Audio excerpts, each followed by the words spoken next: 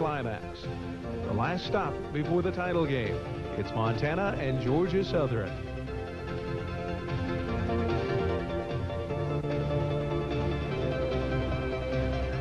Welcome you all to Statesboro, Georgia, where this morning in the pouring down rain, the University of Montana Grizzlies, in their quest to bring the national title back to the Big Sky, face their toughest challenge to date as they take on the #1 ranked Georgia Southern Eagles. Hello, everybody. My name is Dave Tester, and along with Bob Hermes, we'll be bringing you all the exciting play-by-play action of this semifinal Division I AA playoff game. Bob, this is a matchup of the #1 defense in America, the University of Montana, going up against the #1 rushing offense in Georgia Southern. It's got to give somewhere. Dave, it should be a real interesting game. I think the key for the Grizzlies is to stop Georgia with their defense. They're going to have to stop them from scoring, and Georgia, you know, loves to run. They love to run that flex bone. So if the Grizzlies can concentrate on that, I think they'll have a good opportunity to stay in the game. I also think they need to keep it close in the first half. If they can do that, I think they can win here today. You might want to point out that Georgia Southern's #1 running back, Joe Ross, probably won't play today because of a knee injury. That could play a part in how well they fare on the ground. For the University of Montana, when they have the football, Grady Bennett's got to come out hot and in a hurry to keep the offense rolling and in turn keep the ball away from Georgia Southern. I know Georgia Southern very concerned about Montana's pass, and I know they've actually dropped an extra defensive back into coverage on every down. That's not normal for them, so they've had to make some adjustments coming into the game even before the opening kickoff. Did you bring your warm clothes, I hope, for this one? Well, everybody said go down to Georgia. It's wonderful this time of year, and I'll tell you, Missoula is a lot warmer than it is here in the last 2 days. All right. Well, you've got the best seat in the house. The University of Montana taking on Georgia Southern. We'll have the kickoff right after this.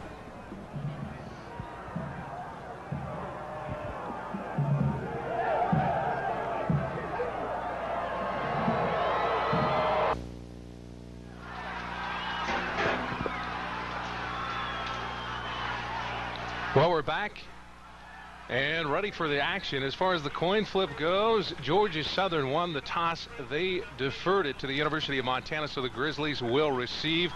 You can see the conditions, and Bob, as we mentioned in the open of the show, it is cold and it is rainy. It's damp out, but I think the traction will hold out for both teams. Dave, the field felt good. We were out there walking on a little bit. I think the field's in really good shape considering the conditions, and should be a great game. We might want to point out they actually played a football game here during Hurricane Hugo, and they didn't have any trouble. The kickoff goes deep to Shannon Kabanok. Kabanok has an open avenue and pushes it up to the 26-yard line, and that's where the University of Montana will operate, and that's a key for the Grizzlies' field position in this contest. Eagles very, very confident, Dave, going into the game. The whole city and town, of course, they've won 35 straight here, and you can understand why they are so confident. And if the Grizzlies can move the ball here, even if they don't score, but get a couple first downs and move the ball, I think it'll help set the tone. That offensive line, one of the best in the Big Sky, extremely tough. We'll take a look at the rest as Grady Bennett operates from his own 28. This is the first play from scrimmage. Semifinal playoff action. Montana and Georgia Southern. Bennett on a roll. We'll go back to Mike Trevathan, who gathers it in, and we'll get it out to the 29-yard line. I like the way they've added that screen, Dave. You know, the Grizzlies have ran this middle screen all year long, but one nice thing that they've done is they've got Grady turning around on it. That's a new twist. It didn't work too well there, but I think it's a good play to open with, try to get a completion. The Georgia Southern faithful, they have not seen their Eagles lose on this field in 35 straight games. They would like to make it 36. Grady Bennett will go from the shotgun. That's Jody Farmer to the top of your screen. Bennett on 2nd and 9 is going to go down.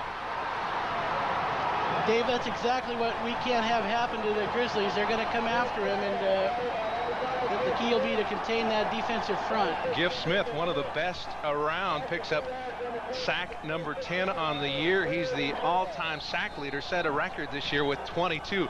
Keep your eye on number 95 coming in on Grady Bennett. Again, just the front wall there. They did a pretty good job initially. Grady had to take a little more time, and I guess you'll have to credit the Eagles secondary there with good coverage. 3rd down and 12 for the Kalispell native and the University of Montana. Montana in the trip formation. Bennett looking and goes down, and this crowd goes wild as Pat, right tackle, Grady down. It looks like Bennett's going to have the time, but that could have been what you want to call a coverage sack there.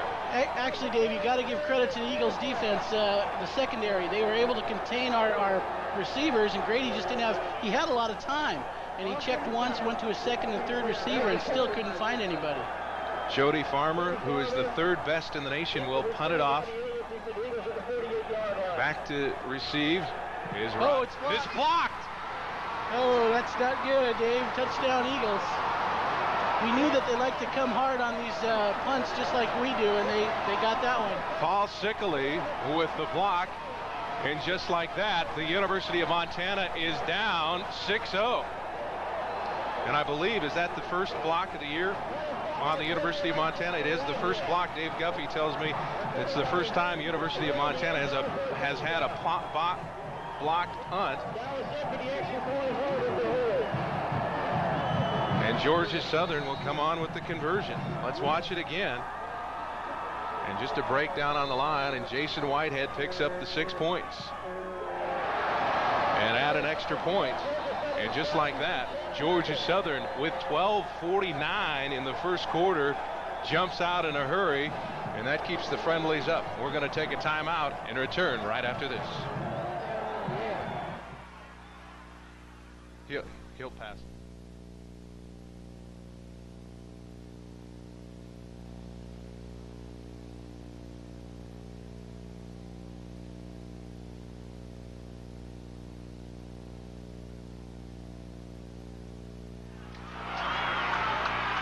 We're back to live action. Shannon Kabanach will take it at his own 10-yard line and gets it out to the 28. And if you just joined us, Jason Whitehead blocked a Jody Farmer punt. Paul Sickley gathered up the pigskin. And just like that, Georgia Southern's on top 7-0. Last week against Middle Tennessee, Bart Hughes, an outside linebacker, did the same thing. So Georgia Southern knows how to block the football. That was Sickley's first start here today, Dave, so a big play for him. Special teams paying off big dividends.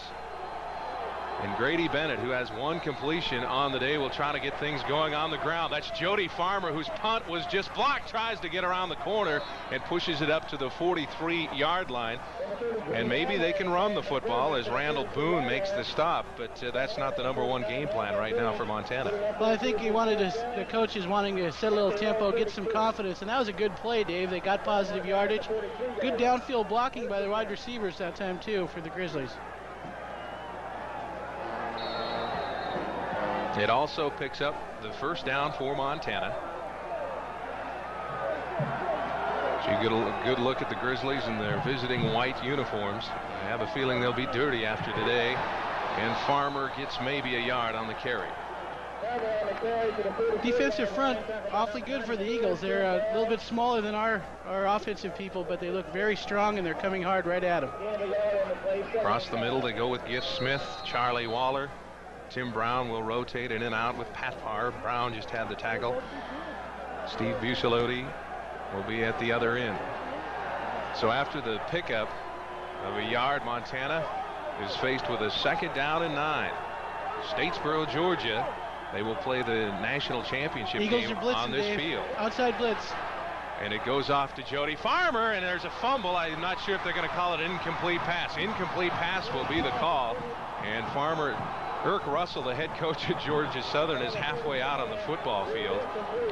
But I believe that was an incomplete pass. Dave, that time they blitzed both outside backers, and the Grizzlies, I don't think, saw it coming initially. And if that play would have been caught on the initial throw, it could have been a good gain. And that's something that Grady Bennett will have to pick up when the linebackers don't stay in their traditional coverage spots when they rush the pass. You'll have to read that and make the adjustment. 3rd down and 9 after the incomplete pass. Looks like they're coming again. Now they back off. Bennett, he's had a whole lot of time, goes to Lorenzo Glenn. And Lorenzo, who was the hero last week, picks up the 1st down, and Montana breaks into Georgia Southern territory. And that's something the Eagle defense is not used to. Well, and that looked real good there, Dave. That's more like the Grizzlies. Grady had time, checked from one to another. You can see what he just took his time. Lorenzo across the middle. Actually, Jody Farmer was open, a fine completion. So Glenn, who's the 4th leading receiver on this team during the regular season, picks up the grab and the first down.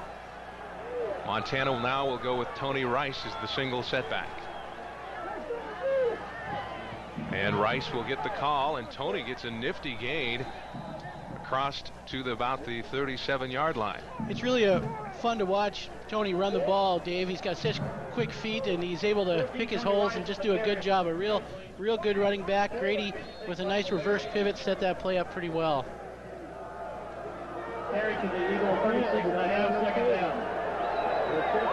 11 minutes to go in the first quarter. University of Montana trailing Georgia Southern 7-0. But right now the Grizzlies on the march. And Bennett will throw it off. It is complete to Glenn. He just, I believe, has enough for the first down. Let's see where they mark the football. But right now it appears as if Lorenzo Glenn has his second first down of the contest. That was a very good play, Dave. Just a one-step drop, quick hook pattern by the outside receiver.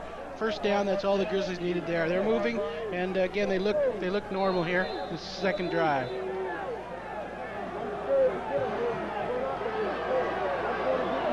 Montana made the journey here Thursday afternoon, got in late, or I should say very early Friday morning, but they're well rested and trying to tie the score up at 7-all. They trail it by a touchdown. And Rice gets the carry, and Tony makes a big rush across to the 18-yard line. We got a flag down, Dave. This might be holding against the Grizzlies. I'm not sure if that's it, but I think it might be.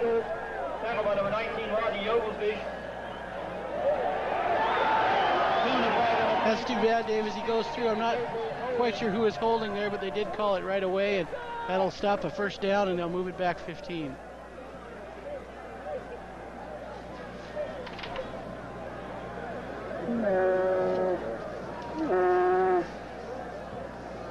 Dave, one of the things we might want to talk about a little bit is their coach, Eric Russell. He's quite a personality.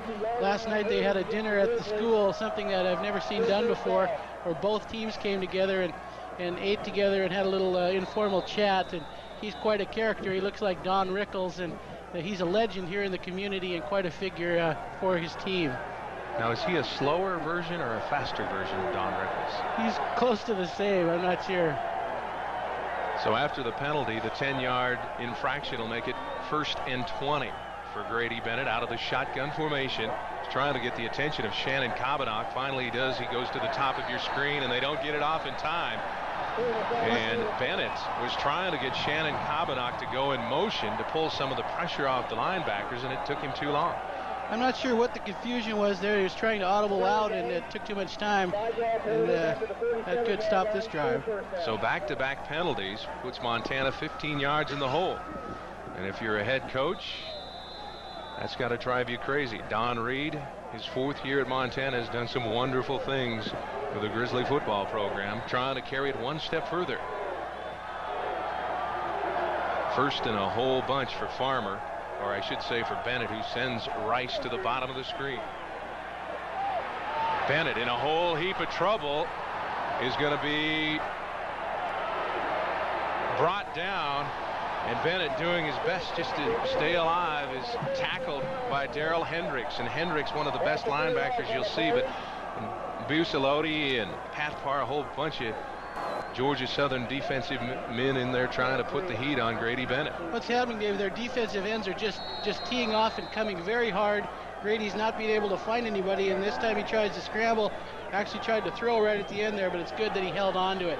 Better off to punt here or not make any mistakes at this point. Well, Montana had it down to the 18-yard line, but not before a whole bunch of penalties. They go with the middle screen to Matt Clark, and the Hellgate High School product will get it down to the 48, but not a whole lot there. The Eagles had that all the way, Dave. It was a shuttle pass across the middle, or a little screen across the middle with the shuttle, and the Eagles definitely knew that was coming, had it stopped from the beginning. It looks to me, Dave, what we're seeing is the defensive ends, if they can continue to put the kind of pressure they are on our tackles, right now they're winning that battle, and we're going to have to adjust to that. Some have talked about the matchup between Kirk Scrafford and Gift Smith. Scrafford from Billings, Smith, the Georgia Southern outstanding defensive lineman, similar to the one of Eric Helgeson of Boise State. Of course, Scrafford won that battle convincingly. He'll try to do the same today. Bennett, with a lot of time, is going up for Matt Clark, and Clark pretty much had to play defender there, as he was well covered on the play by Rodney Oglesby.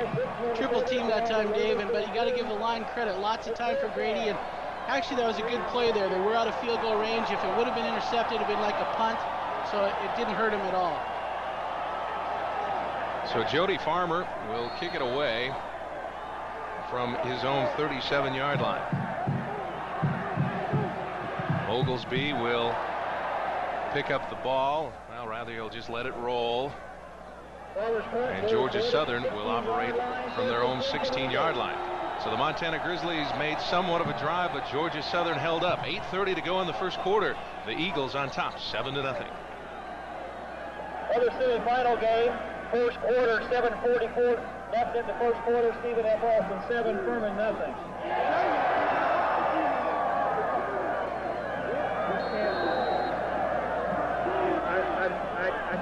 Quarterback here for Eagles, 12 Thompson, 24 Miller, 35 Eckert, 11 Gross.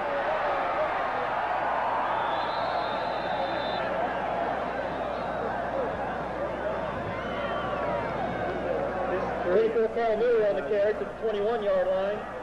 Tackled by number 43, Steve Collins.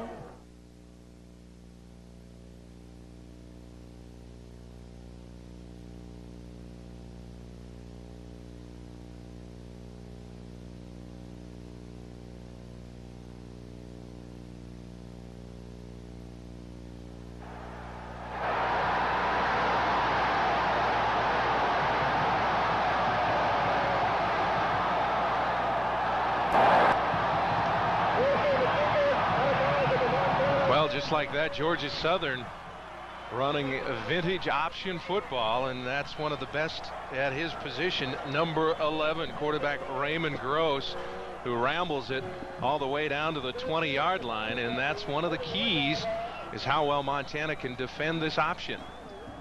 They call it a flex bone. It's similar to a wishbone, and it's basically three backs that are scooted towards the top of the line with a pair of slot backs that can either go out in a passing pattern or come back and get the football. It's a very exciting offense, Dave. It's much like the wishbone, only it's a little more fun to watch. Very assignment oriented for our defense. Lester Effort, number 35, will take the football, and he is filling in for the injured Joe Ross. Effort is a power type running back, looks somewhat, as far as his physique, of Robert Newhouse, who played for the Dallas Cowboys. He'll just plain bowl you over if he gets it up the middle. This will be key here, second down. If the Grizzlies can hold them to a field goal, Dave, it would definitely help. They got to dig in here. They need 8 yards to pick up the first down. Montana trailing 7-0. Then quarterback Raymond Gross rambled 70 yards, and he slips and falls, and that's one time that the home field did not pay off for the Eagles. Well, that time only 2 receivers out. Both were covered. You can see that flex bone. That man came in motion, came out front and blocked. And it does create some excellent angles for the defense or for their offense, so it's fun to watch.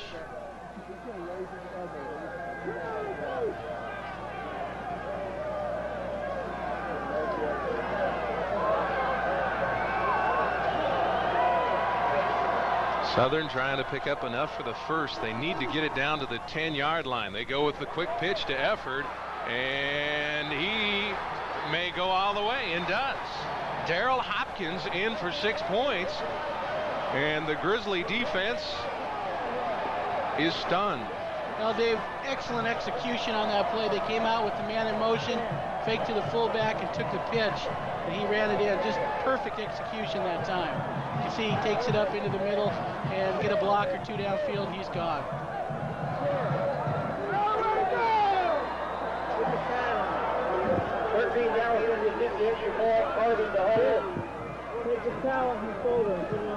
And with the extra point by Mike Dowis, just like that, the University of Montana trails at 14-0. And Bob, that's what you said in the open. Montana cannot afford to get down early in this contest. I think you're right, Dave. That is key. We'll be back with more after this.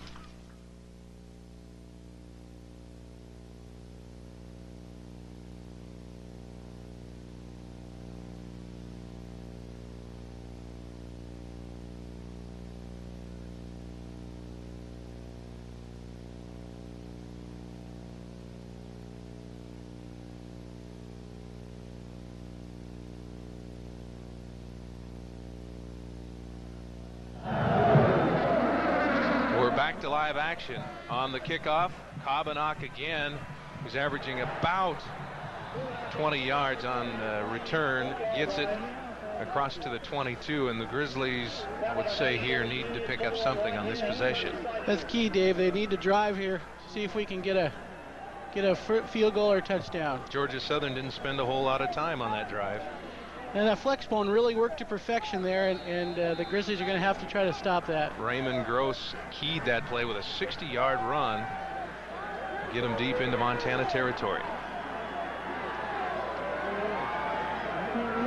Just underway, and Grady Bennett will keep it himself, and behind the block, big Rick Earps picks up just about enough for the first down. Now they'll give him the first down, and that may be something that would open up some more avenues for Montana whenever Grady Bennett runs the football.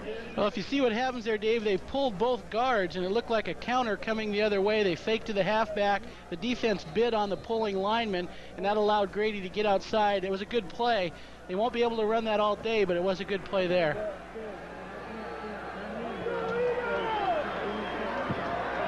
Looks like the rain's let up just a bit. Has not stopped since we've been here. Jody Farmer on the carry picks up 5. Very strong running there by Jody. Straight ahead, bucking those tackles, moving those knees. Nice job that time. Farmer, who played his high school ball at Libby High, a senior this year, and he'll be a hard one to replace. He punts the ball, running back. It's just about everything for this club. Trying to keep them going, though. They trail it here in the first quarter, 14-0 against the #1 team in all of the land, Georgia Southern. Bennett is going to go up top for Lorenzo Glenn, and Glenn makes a magnificent catch at the 20. Beautiful adjustment by Glenn that time, Dave. That was the key. The ball's in the air, and Glenn came back under the defender to make the catch. Good job. You can see it here. He comes back and just adjusts to the defense was actually there on the coverage, but watch the adjustment that he makes, comes back underneath and makes the play. Great job. So on the 34-yard reception by Glenn, Montana is now knocking at the door, and this is what they need to build up some confidence against this Eagle defense. Single setback is Farmer, and he'll get the carry. Good blocking that time at the point of attack. Not a lot of yardage, but the Grizzlies won that battle there, Dave. Lyman fired out, gave him a hole, and he got 3 or 4 yards. Pat Parr on the stop. Montana coaches felt second, third, and fourth quarters that they could begin to start to move that defensive front, but they were worried about the first quarter. Coach Russell was concerned about our size on our line, and that time was a good example where we did win that battle, and that'll be key throughout this game. Bennett, who on the afternoon is 5 of 7 for 60 yards. We'll try to pick up the first down, and Glenn dropped that one. That's too bad because the coverage was not that good, and excellent protection by the front line. Glenn is also a senior on this team at 5'9", 165 pounds. He's kind of come into his own the last few weeks here at the University of Montana. He's already caught 3 balls for 54 yards, and Bennett's found a popular receiver early on. The Georgia Southern faithful trying to make it tough on Bennett. 3rd down and 6. Across the middle on the side is Matt Clark, and he can't make the first down. Beautiful. Coming up was Randall Boone, and that was a fine play by Boone to hold him from the marker. Grady did an excellent job there, Dave. There was a blitz that time by the strong side linebacker. He almost sacked Grady. Grady hung in and threw the ball, and actually to get a completion there was an excellent effort by Montana. Now it's decision time, Bob. 4th down and 1, and it looks like the Grizzlies are going to go for it. Well, I think Coach Reed here is thinking they're down by 2 touchdowns. They get one back here, and he must feel that his front line can make a big enough hole for Jody to get a first down. I see him running here. Let's see if they do. Bennett may just call his own number. Just needs a yard, and Farmer gets the first down. That's exactly what it was, Dave. That's a case there of Coach Reed feeling that they need a touchdown here, and his people up front are stronger than theirs, and he's going to go right at them. Well, when you trail 14-0, why not go for it? I think we might have to measure here, Dave. It's fairly close. It'll depend on the spot. I think he's got it, but we'll have to see. Score just in with 3 minutes 47 seconds to go in the first quarter. Stephen F. Austin leads Furman 14-0. Remember, the winner of that game will play the winner of this game for the national title. And as you see, the official says it's enough for the first down, so Bennett will get 4 more to operate with. Interesting, Bob, around town folks were already talking about a Furman Georgia Southern national championship. They were overlooking Montana before this game even started. They really were, Dave. We'll try to talk about that too here in a minute. Bennett, under some big pressure, is picked off. Well, Taz Dixon from his free safety position came up and picked it off. Bennett probably shouldn't have thrown that football. Shannon Kabanock was near, but Dixon right there for the interception. Exactly right, Dave, on the non-throw. Grady rolled to the right. He was looking for the corner pattern. They were trying to run a corner pattern, but the man was covered, and Grady decided to come back, and that is a mistake. You don't want to throw back across the middle on the goal line. Credit part of that interception to defensive tackle Pat Parr, who put the heat on Bennett. And now will be your chance to see this flex bone operated by Raymond Gross. And fumble, you lose ball, and Marcus Bowen had it, but then he lost it. I think they've got it back, Dave. And I hope everybody at home is having fun watching this offense. It's so pretty to watch. They fake on the fullback, they reverse pivot, they've got motion with the option to pitch or throw. It's just a fun one to watch, and that time they dropped the ball, and that could happen on this option attack today. This is a team that does not fumble the football a lot. Don Reed said before the game, we would like to cause a turnover. And he said if there is a turnover, it's because of what the D's done, because Georgia Southern does not stop itself. No mental mistakes. Gross makes the pitch out, and Carl Miller gets it out to the 36. And when they go to the wide side of the field, if they can make that pitch to the second back, look out. Just again, a very pretty play. They faked on the fullback, came outside, and the Grizzlies are being fooled by that right now. And Coach Reed said we're going to have to play assignment defense. Everybody plays a man and cancels out. But right now it's not working too well. They're having good success with it. So another first down, 2:27 to go in the first quarter. Georgia Southern on top 14-0. Effort, the first man through, picks up about 4 yards. The only team that we've played this year, Dave, that has a similar type offense, but it is a bit different, is of course Montana State with the wishbone. And the Grizzlies, so that was the only opportunity to really have a lot of time to work on this type of offense.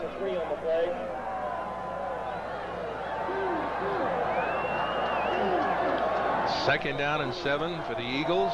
On the quick count, they'll dive it to Effort again, and he just bulls his way. He's about a yard shy of the first down. And they'll run that play all morning. Yeah, it looks real good. They're doing a good job with it.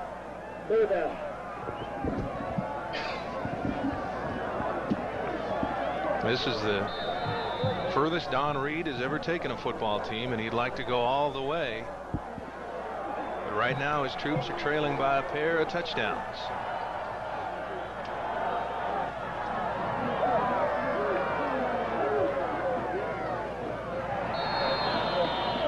And they go with the first man up the middle, Effort, who had a career day last week, filling in for Joe Ross, who injured his right knee. Is just shy of the first down. Kelifat on the stop there, Dave. Credit Joel with a great stop there, and that helped the Grizzlies. They're going to have to punt. Terry Harvin will punt the ball on 4th down, and back to receive will be Shannon Kabanock. Harvin can hang that ball a mile in the air. Kabanock only will pick up a couple of yards. And when we return, the University of Montana will have it first down and 10.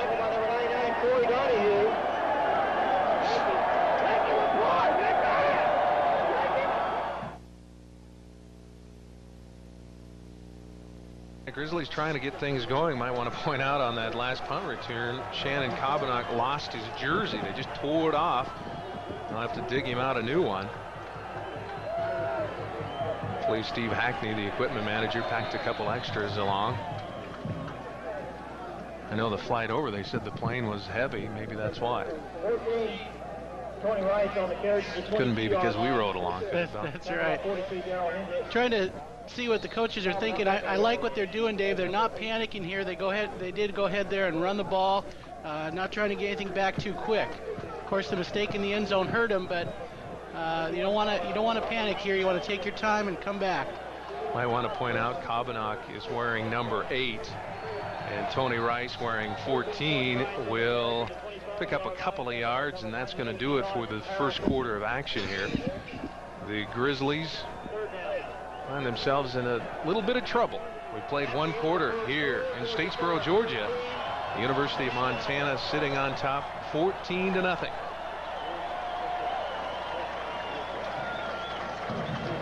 Across the state. Right now the Grizzlies trying to liven it up just a bit. They trail 14-0. This will be the first play of the second quarter. On 3rd down and 4, Mr. Bennett.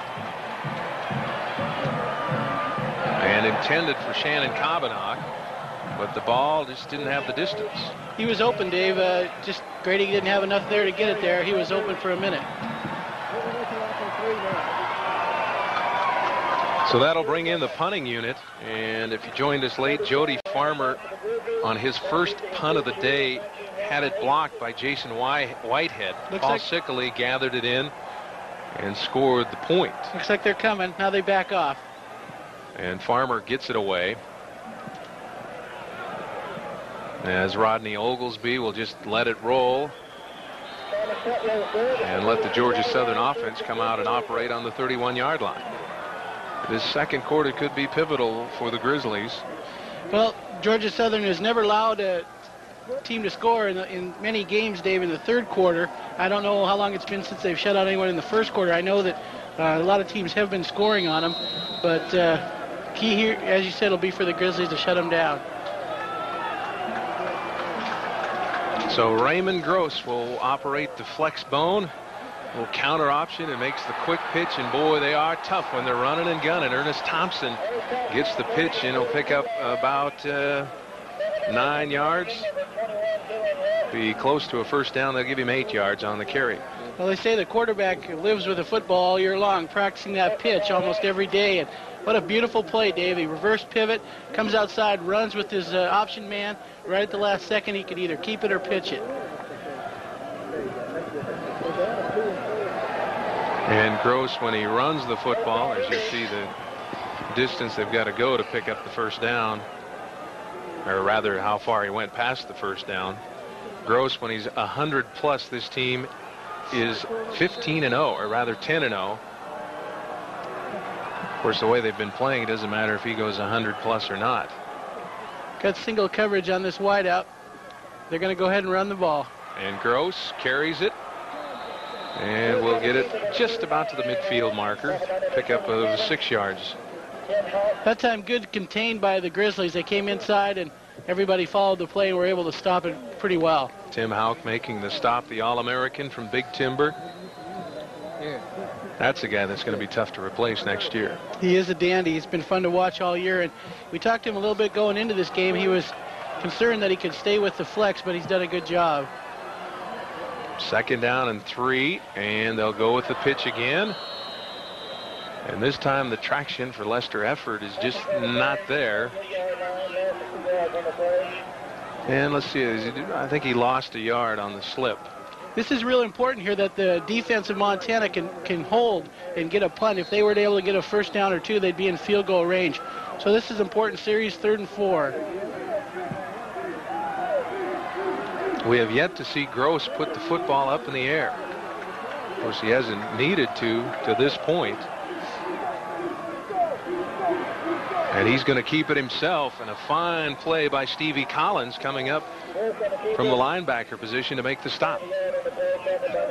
So Collins stops Gross, and it will force the Eagles to punt. That's very good for the Grizzlies. Very good momentum shift there for their defense to be able to stop them. If they could get a block here, it would certainly help. Harvin will punt it from his 31, and they're going to throw the flag. And we'll have to see. They needed 5 yards, so regardless the penalty, it's going to be a first for Georgia Southern. Well, that's a bad break for the Grizz, Dave. He almost got the block, but he rolled into the kicker, and they threw the flag. We'll have to see whether or not they slipped on this turf going into the kicker, because when you put the brakes on here, you don't get the insta-stop. Well, you can tell what happened. They had the block on. He was coming hard. He tried to get it, and he rolled right into him. He was not blocked into it. It's a pretty good call. And it looked like Stevie Collins on that. And it will give Southern the first down.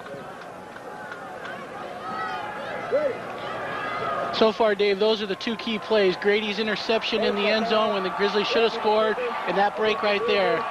Those are two big mistakes that you can't make in this type of game. Well, they called it a roughing the kicker, the 15-yarder. And I thought it might be the 5-yarder at first, but they said that he went in hard and fast. And it's not to mention the first down. It puts Georgia Southern into the University of Montana territory as they mark it at the 38-yard line. Puts incredible pressure on your defense. You give them a first down inside the 40 now. And effort goes up the middle. Mike Rankin on the stop. The feeling we'll be talking about Mike Rankin quite a bit.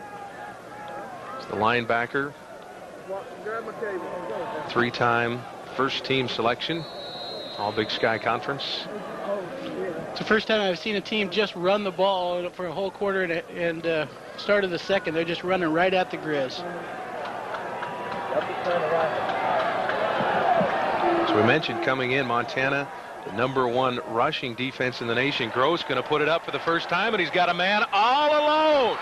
And that's exactly what happens, Dave, when you run. The defense adjusts to that. He was beautiful play. He faked like he was going to run the ball, step back, and threw a strike. Donnie Allen made the grab. Actually, he underthrew the receiver. The receiver was wide open.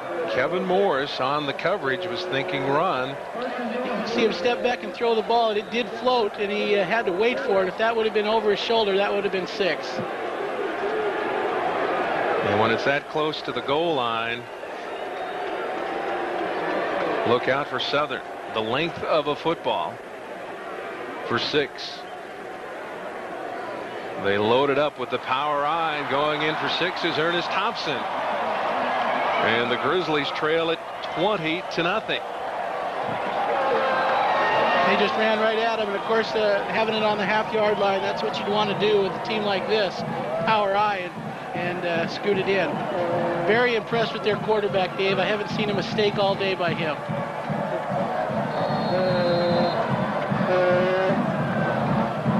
Mike Dowis will try to make it 21-0.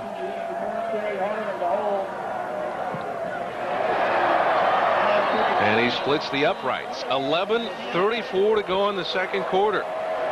The Grizzlies are trailing in unfriendly territory, 21-0.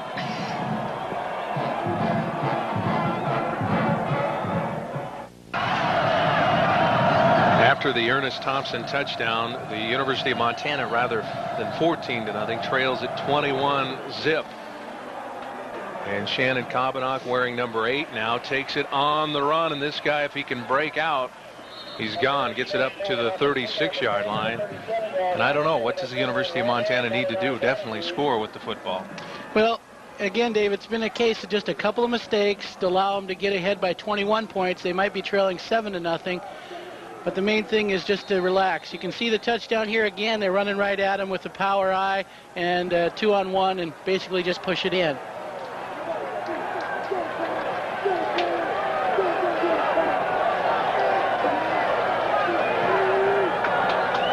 So the Grizzlies trying to get something going. Bennett will go to Matt Clark, and Clark can't find the handle, and it's been that kind of day for the Grizzlies, at least on the last few series. Well, what they did there, Dave, is they faked a little run and they pulled the guard to lead Grady out. He had good protection, and they could have went deep if they would have had a receiver out. And what they did is took the receivers deep to open it up, and he just threw him.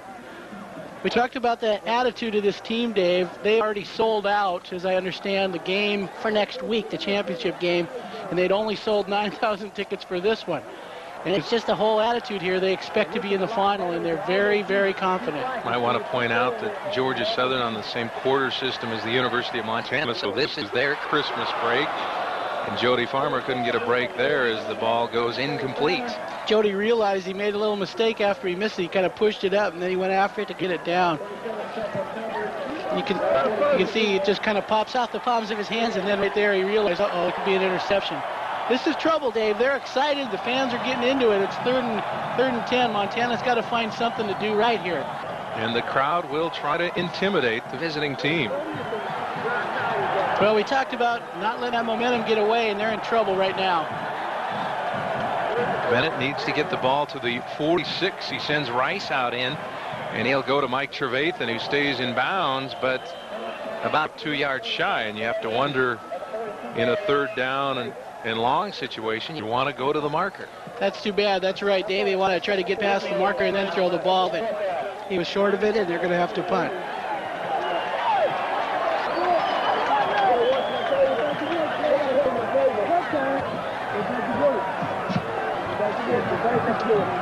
Montana punting unit very cautious, especially after having the one blocked early in the game. Farmer gets it away.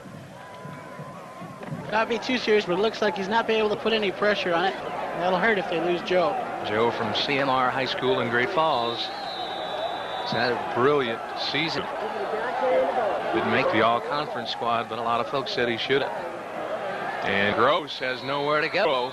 As wrapping up on the play was Brian Tripp. And Tripp, a homegrown product from Missoula. And that's what you got to do with Gross, is just wrap him up and don't let him go. Still, though, our defense is confused. That time you could see people looking at each other like, where's the ball? And it's just so hard to find it because he's making such good fakes on the belly of that fullback. It's a beautiful offense to watch. They're doing a great job with it.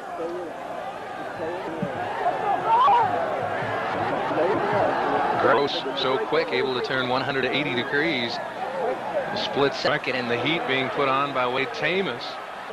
And it's complete. Talk about a quarterback again not making any mistakes. He was pressured, rolled out, took some time, and got a completion. I think the flag is against the Grizzlies for holding in the secondary. Donnie Allen with the grab, but watch how Gross just buys himself some time. Tamus trying to put the heat on, but just steps up and delivers. Soren Furman will update this for you. Stephen F. Austin leads now just by a touchdown, 14-7. We understand there's a couple of inches of snow on the ground. Furman for the game. Holding against the Grizzlies. Holding against the University of Montana is the call. So you get a good look at Eric Russell, the head coach of Georgia Southern. He's been here at 8 years since the program started in '81, the only coach they've known. 81, 22, and 1. That includes a pair of national championships in '85 and '86. They're looking for another one this year. As Georgia Southern just grinded it out against the Grizzly defense. Now they're trying to run the clock now, Dave, with a 3-touchdown lead. They'd be happy to go halftime with a 3-touchdown lead. Of course, if they can hold the ball and eat that clock and score one more time, that would be exactly what Coach Russell would want.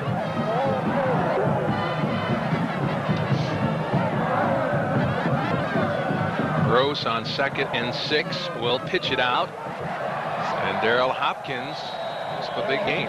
Good hustle by Rankin to even get there, though, Dave. We were out of position. We took a bite on the fake, and then the quarterback with an excellent choice on the option. And credit Mike Rankin for a lot of hustle. Watch here on the pitch. Good decision by the quarterback, and Rankin had to really come even to knock him out of bounds. And it's another first down for Georgia Southern. This quarterback hasn't made a mistake yet. Just doing an excellent job faking and his decisions on the option. Just a junior. They've had a tradition of fine quarterbacks here. Tracy Ham They used to call it the ham bone when he was here, and they're going to go up, and all alone is Ernest Thompson. Oh, what a nice play. Drop back, pass all the way. Coverage was decent. He put the ball right on the shoulder. Donnie Graves on the coverage that time. The coaching staff had pulled out Kevin Morris, who had the mistake on the earlier passing play. This time Donnie Graves couldn't stop the football. Excellent pass. Hit him right in the numbers, right over the shoulder. Beautiful play. We know the Montana defense was worried about the running game of Georgia Southern. But what about the passing game, Bob? Well, you can see why they're number one, Dave, and why they haven't lost here in 35 games. So disciplined. The ball is on the 13. Montana, there was a fumble, and let's see who picked it up. You may say the running back was down before he lost it, and that's going to be the call. As on the carry was Lester Effort. It looked like the pigskin slipped away from him. Again, now a lot of pressure on the defense to try to stop any kind of a touchdown or scoring drive here. 21-0. The University of Montana trailing in the second quarter. And this guy, number 11, has been tough, but Mike McGowan comes up and makes the stop. That was a good play that time by the Grizzlies, coming up and putting a hit on the quarterback. Good play. Galen Lawton, on the stop. Lawton did not play last week because of an injury. Watch Galen come in quick and wrap him up around the legs. Good play by Galen. Talked to him yesterday. He said he was going to have to play real well, and on that play he sure did.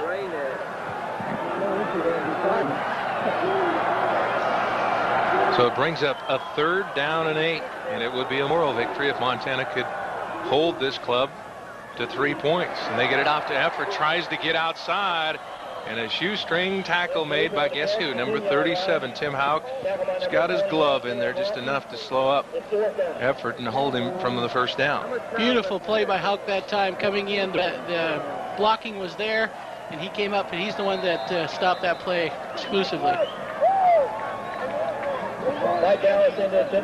So Mike Dowis will attempt the 27-yard field goal. Try to put his club up 24-0. And it's perfect. Georgia Southern with 7 minutes to go in the second quarter. All over the University of Montana, 24-0. And we're back in the Deep South. So far, the Grizzlies have not enjoyed the Southern hospitality, trailing 24-0. And Shannon Kabanock wisely just lets that one go out of bounds and will re-rack it and kick it again. Good decision that time to let it hit and go out of bounds. It'll back him up 5 yards, give him another chance. Haven't seen Montana run a reverse on a kickoff this year, Dave. Might be a chance to throw something in here to try to get something going.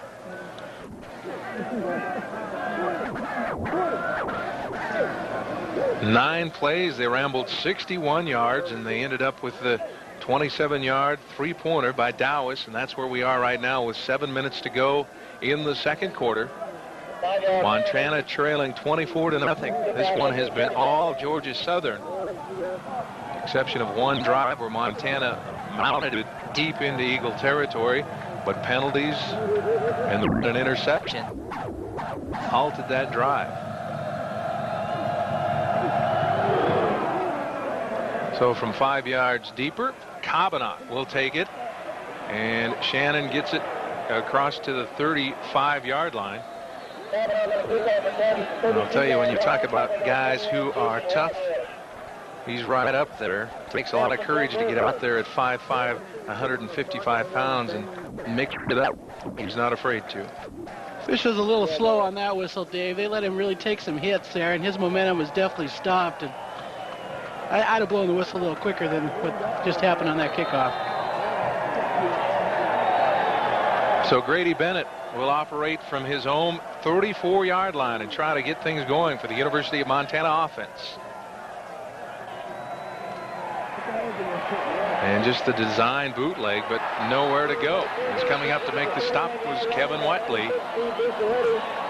Good discipline by the defense. They pulled the guard to get outside and help with the little protection, but the Eagles stayed perfectly with the play all the way. And number 4 contained Grady and wrapped him up. Might want to point out that was a designed run all the way. Bennett was not trying to pass the ball. 5 total yards, 36 total yards offense for the University of Montana. Or 105 yards total offense for Montana so far. And that's an incomplete pass. They were trying to set up the middle screen to Matt Clark, and Bennett, in a sense, forced that one in there. Clark was pushed back so much by the Georgia Southern front line, there was nowhere to go. He didn't even see the football. Well, it wasn't just Clark. It was also the linemen of the Grizzlies, Dave. What's happening is that front line of the Eagles is really coming, and they're getting too much pressure into the backfield, and that time the shuttle pass couldn't work. We just haven't found a key at all. We're at third and long. Bennett will go up top again, and he's going to go down. Making the stop is Giff Smith. And Grady did a good read there, Dave. Every receiver, 4 of them or 5 of them, were all covered. He had no one open. He had to do that. Giff Smith, 6'1", 225 pounds, a junior, relies a lot on his quickness. This whole front line depends a lot on the quickness. Farmer will have to try to get this off in a hurry because they're all coming, and they throw the hanky on the roughing call, and we'll have to see if it's a 5-yarder or a 15-yarder. Well, I don't think Jody fell to the ground, but if we can get a first down here, that would definitely help with some momentum. We'll wait and see what it is. That's our second roughing call of this contest.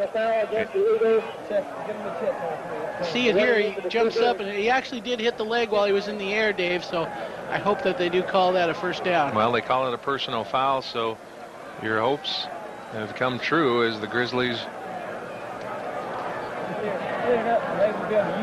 Looks like it's clearing up a little bit here, Dave. The rain has stopped. The clouds seem to be lifting a little, so could have a good second half in terms of weather. Of course, as I mentioned earlier, I don't think it stopped raining since we arrived in Savannah early Friday morning.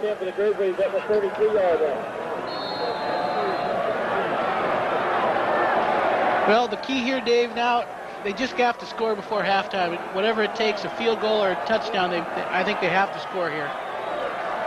5:36 to go after the roughing penalty. They move it to the 42. Bennett will keep it on the ground. Jody Farmer will just about get it up to midfield. And for the most part, Bob, when they've ran the football today, they've had some success. Nice job that time by Jody, giving the false leg and kind of picking his way for the positive yards.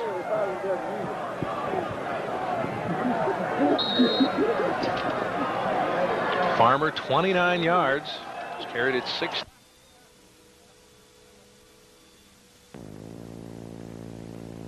With 4 minutes, 54 seconds to go, the Montana Grizzlies trying to get things going after the 18-yard run by Jody Farmer.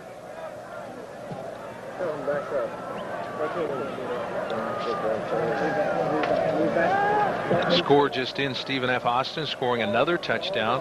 6:30 to go in the second quarter. They're up on Furman 21-7. Furman, the defending national champions. They defeated this club right here, Georgia Southern, last year in Pocatello. Georgia Southern already talking after that game about returning the favor this season, and they would be playing on their home field. But first of all, they got to get by the Montana Grizzlies, who trail at 24-0, but they are mounting their second real drive of the contest. They are in good position here, actually within field goal range now. So the key here is to keep driving and get some points in this possession. Now it looks like the official's going to tough this one out, and the crowd gives their hand of approval. Stay right there, stay. Take the quarterback, dude. Take the quarterback. Looks like they're coming with a blitz, Dave. Now they're backing up. We'll see. They do. And they give it to Tony Royce, who is popped at the line. Nice job that time with their linebackers in front, Dave. They're just really handling us sometimes, not always, but that time they did. Watch number 95, Sam Davison, come in and put the hurt on Tony Rice. Big hit. That's a great hit.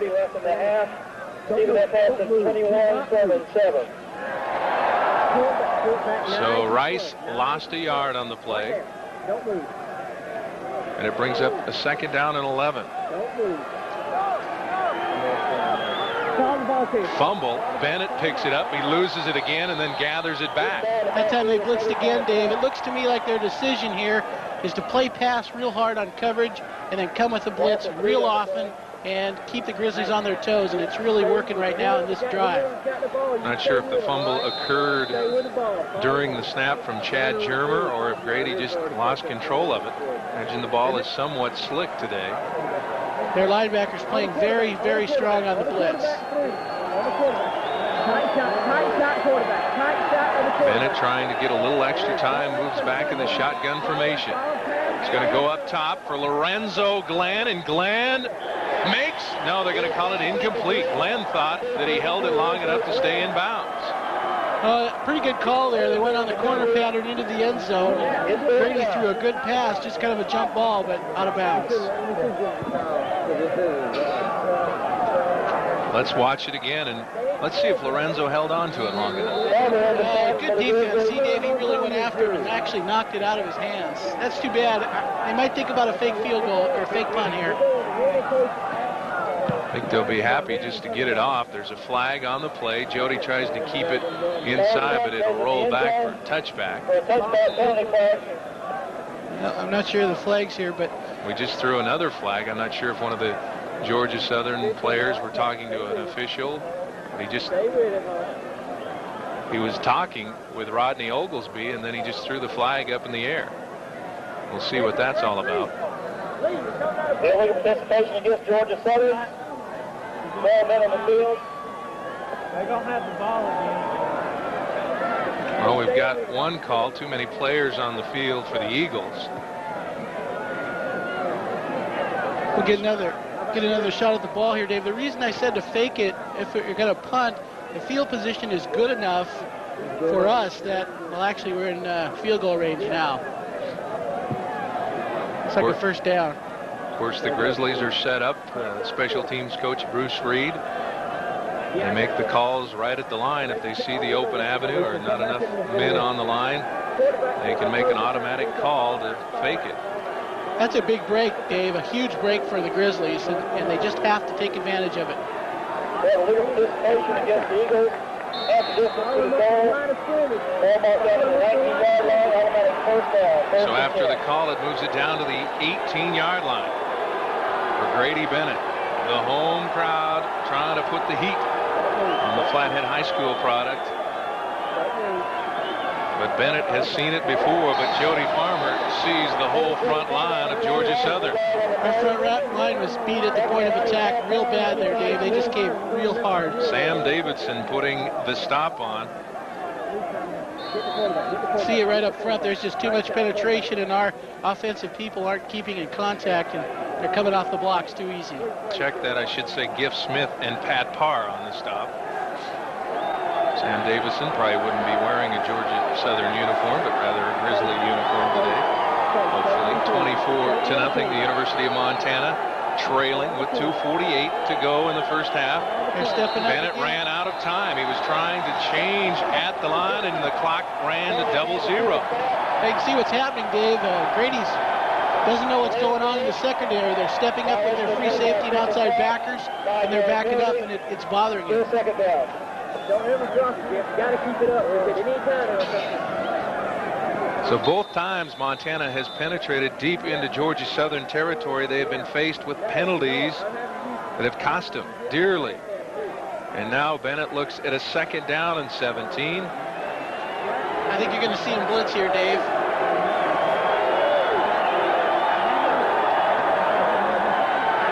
Bennett, with no help in the protection, goes up for Jody Farmer, and Farmer tries to make the grab, and he was wide open in the end zone. Just a little overthrown. That's a ball Jody's been known to come down with. You're right, Dave. He was open. Grady just threw it a little bit over his shoulder. No fault to Grady, really, and Jody wasn't able to adjust. He was open on the pattern. Montana with 5 receivers in the pattern. I guess they're almost baiting, as you talked about Georgia Southern sending their linebackers in on Bennett. They're almost baiting them to do so. Well, they're really using him as a momentum swing here, and it's worked so far. Excellent defense. 3rd down and 17. Here they come. It goes across to Lorenzo Glenn, and Glenn makes the grab off the rebound, and it's the old tip drill paying off for Montana. Well, Dave, we got another break there. They blitzed the backer. Grady had to throw it early. That ball should have been intercepted. The defender, you can watch it here. The number 56 is coming hard. You have to throw it early. The ball is tipped by the defender, and we're able to come down with a big break for us. Jim Mutimer tipped that football, and he's wishing that he could have somehow held on to it. Montana knocking on the door. 1st down and goal to go from the 7-yard line for Bennett. He'll give it off to Jody Farmer, and Farmer gets it up to the 2-yard line for Montana. And this is definitely their first real threat of putting it in. The ball is now down to the 2-yard line, and Montana goes with the goal line offense. The short yardage, bring in a couple extra tight ends. Go with Ken Kostecki in the backfield along with Jody Farmer. He told me not to call him Ken, Dave. That's Jimmy Kostecki. Or Jim Kostecki. I'll keep it straight. Farmer goes in for 6, and the Grizzlies get on the board for the first time in this contest with 1:23 to go in the 2nd quarter. Jody Farmer from a yard out trying to keep the Montana faithful alive. Dave, you got to credit Jimmy Kostecki. He played fullback at Sentinel. He was all-stated fullback. That's why they use him there in that I formation, and he's an excellent blocking back. He came in and made that hole for Jody, and Jody cut it outside for a touchdown. That's exactly what Montana needed, Dave. We're not out of the game yet. We're still trailing, but this is going to help a lot. So Deuce with the extra point makes it 24-7. So the Grizzlies down, but they certainly aren't out. 1:23 to go in the first half. 24-7, Georgia Southern. When the time comes out, Russell's going to run off, and I'll grab him at that end. Right? Okay. 4-7, and I've seen in this situation before the Grizzlies going with the onside kick. Only 1:23. Not sure if they would go with it today. And Kirk Deuce answers that question in a hurry as he boots it deep to Donnie Allen, and Allen runs it right up the middle, and they'll operate from their own 28. I think a good decision, Dave, not to onside kick there. There's enough time on the clock. If you don't get the onside, the other team would have an excellent chance to score. We're going to get a chance here to see the touchdown by Jody Farmer. I guess one of the keys on that, along with the blocking, was the second effort, because it looked like he was held up at the line right here. And then watch here, he just busts it and goes in, and that's where we are now, 24-7. The Grizzlies with the lead, but Georgia Southern, just like that, can come back. And Carl Miller rambles it out to the 45-yard line. And again, what we're doing there is we're just being beat on the pitch. We took the quarterback, and pitch man was open.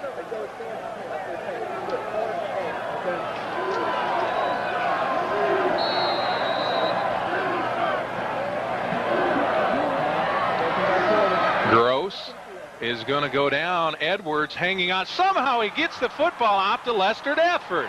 Wow, what a play, Dave. He should have been sacked 5 times, and I guess that's why they're #1 in the country. Well, if you want to talk frustration for a defensive lineman to have the quarterback wrapped up, he actually spun him around. Watch number 90, Dan Edwards, come in and just put a necktie on Gross.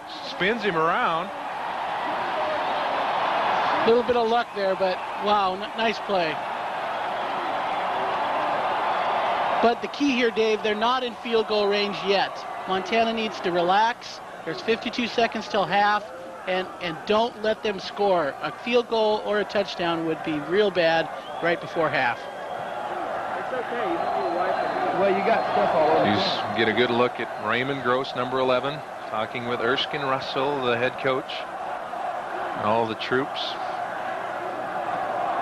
This is only the second time Georgia Southern has ever faced a Big Sky Conference football team. They defeated Nevada Reno in 1986. Reno at the time was ranked #1 in the nation. But Southern put away the Pac 48-38 and then went on to take home the national title.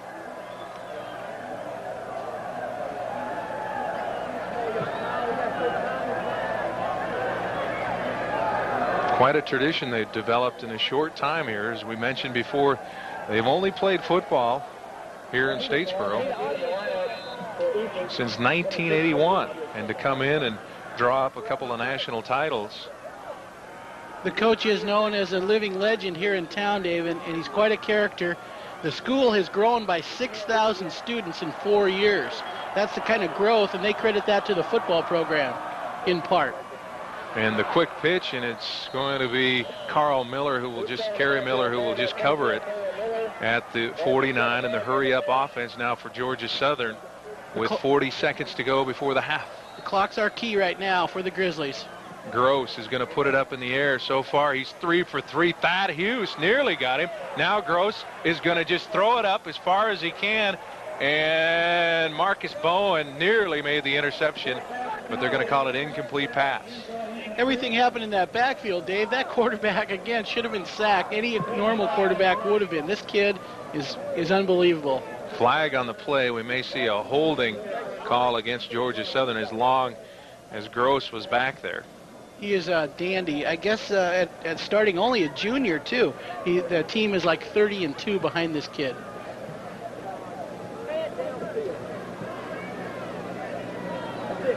Come this way. Come this way, stop. Right there. Only 2 interceptions. Let's do it off this way, one toward that hill. That he's had against him. And as we mentioned, they don't fumble the ball. He doesn't turn it over. 2 interceptions, I should say, in his last 134 passes. There's an update on that Furman game, 21-7. Stephen F. Austin on top. They're trying to advance on to the national championship. As we mentioned earlier, regardless who goes to the title game, it will be played right here on this field in Statesboro. Southern leading Montana 24-7 in their quest to go. The pass intended for Carl Miller, and it was incomplete. And it will bring up 3rd down. 18 seconds. They'll try it again, Dave, I'm sure, to throw a little 20, 30-yard pass, try to get field goal position, get out of bounds, stop the clock, and kick a field goal. Unless, of course, they go for the touchdown.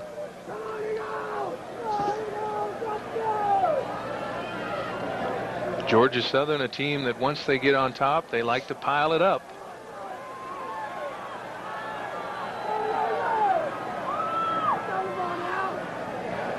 And here goes Gross, and he'll throw it. It is complete. He didn't get out of bounds, but they could call timeout. They're still not in field goal range. Donnie Allen makes the grab. The longest field goal for Dow is 54 yards. They might take a shot at it here, Dave, with 5 seconds to go. If the wind helps them at all. Right now it's blowing sideways across the field, so it shouldn't be too much factor. Now let's see where they spot it. Be nearly a 60-yard shot. Yeah, they'll probably throw the ball. One interesting thing, Dave, as we go into the 3rd quarter after half, this team has not been scored on in a long time in the 3rd quarter. It's almost a legend here with everybody in the stands and the coaching staff and the players. So if the Grizzlies can come out and score early in that 3rd quarter, I think it could upset them a little bit and get them back in the game, only down 2 touchdowns. Well, we hope you're enjoying all the fun. I would imagine a majority of our viewers, not all of them, would like to see the Grizzlies on top, trailing 24-7. But as we mentioned, the last drive was promising for Montana. The Joni Farmer 1-yard plunge to give the Grizzlies their first score of the game. This will be the last play of the quarter. Gross is just going to throw it up in the end zone and hope something. Oh, how about that? Unbelievable, Dave. Donnie Allen makes the grab. Unbelievable, Dave. That time he went downfield, as you said, just a Hail Mary. We've seen that one before. Threw it out, touchdown. Tim Houck is livid on the sidelines. He is talking to the official. I'm not sure if he felt I can see it here that he was pushed or shoved, but look, everybody's in there. What a play. Somebody upstairs wants this team to win this game, Dave. That was Tim Houck who was in there, nearly had the interception, went in the air. He was upset about something, more than likely the touchdown. And there's no time on the clock. This is it's terrible for Montana. Extra point's good. Well, after the Hail Mary touchdown, the Grizzlies go into the locker room, and if that doesn't take a lung out of the team, I don't know what will. 31-7, that's our halftime score, and we're going to go down on the field with Dave Guffey's talking with head coach Erskine Ruskell. Dave?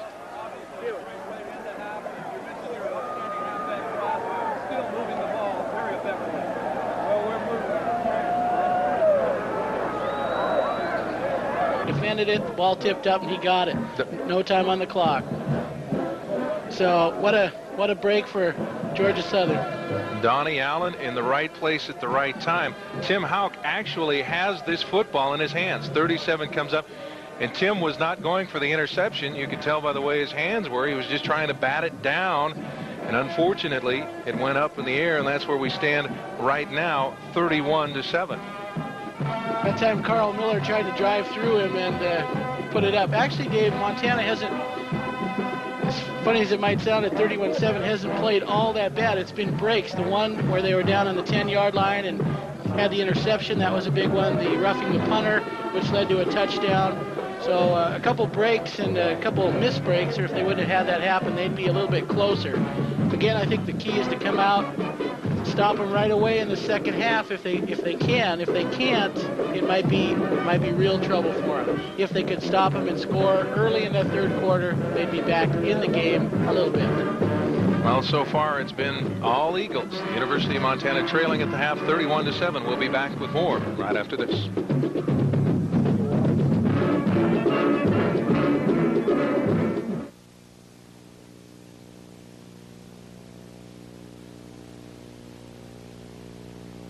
Grizzlies now are in a situation where they have to gamble.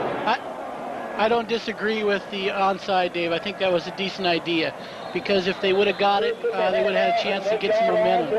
So, but you can't break down on defense like that and let the team come up. Again, you can see the touchdown here. He's wide open, over the top of his shoulder. Look at there, no defender within, except number 7, who's coming off another man within 10-15 yards. Kevin Morris coming over from his cornerback position. Just for a second. The defensive coaches talked all week long about how the two cornerbacks were going to be relied on heavily in passing coverage. Marcus Bowen, number 5, Kevin Morris, Don Graves. They were going to be expected to play man defense, and going up against this guy here, Ernest Thompson, number 12, and you see 35 Lester Effort. It's been tough. I had dinner last night with Lester Effort, Dave, at the table, and he's one of these no-neck guys. You can't really tell what he's doing, but a very nice individual. This whole team very, very polite and very gracious. Cabanock struggles with the ball, but then gathers it up and gets it across to the 30, and there's a flag on the field. And some talking and a little extra pushing going on afterwards. 3 plays, 49 yards, and capped off by the 35-yard touchdown. That's where we are now, 38-7, and to make matters worse, Montana is tacked with a clipping penalty. Well, Dave, whatever they're paying their weather forecasters here, it's not enough, because when we got here, they said it was going to clear and get sunny. They promised it'd get clear and get sunny today at noon, and it's still raining and very cloudy. They do say it'll be sunny tomorrow. We'll have to see it when we get on the plane if that's true. Well, we understand that they can pack in this stadium in the neighborhood of 20,000. That's not just in the seats. They would have to sit in the grass here, but nowhere near that number today. But the folks who are here in the rain gear are loving it. Bennett goes across to Matt Clark, and Clark can't find the handle. Nearly coming up with an interception was Taz Dixon. Matt was wide open that time, hit him on the shoulder pads. Very uncharacteristic of Matt to drop a ball like that, but that could be some of the emotion that's starting to fade.